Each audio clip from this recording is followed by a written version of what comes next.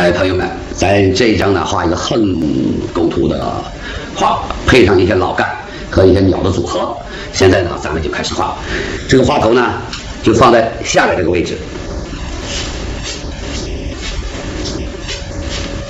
画的时候，咱从前都讲过了，这一笔色，它的干湿浓淡，这个样，这一个花头的外形就已经完成了。把颜色上好以后，还是从花心开始找它的层次。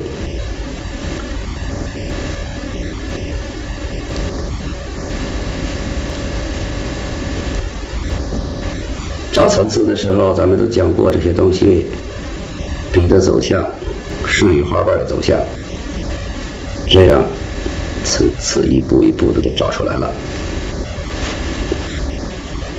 这个花头就完成了。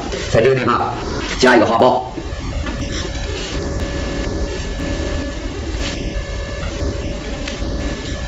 这一笔非常关键，按下去，画一个所谓的墨牡丹，就是深红的。为了变化，咱给它画成一个放射性的。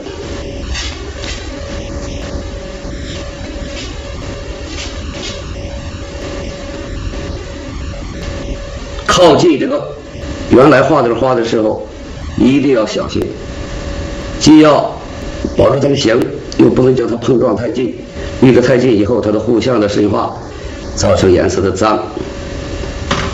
咱下面呢就开始补上这个牡丹盖。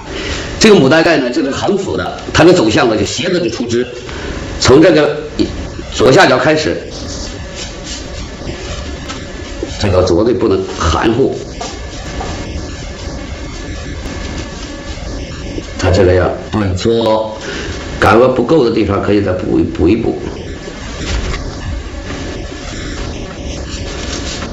再补上一点。对着花的地方要注意。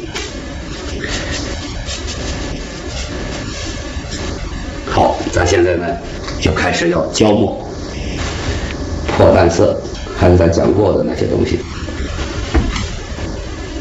文笔、行笔。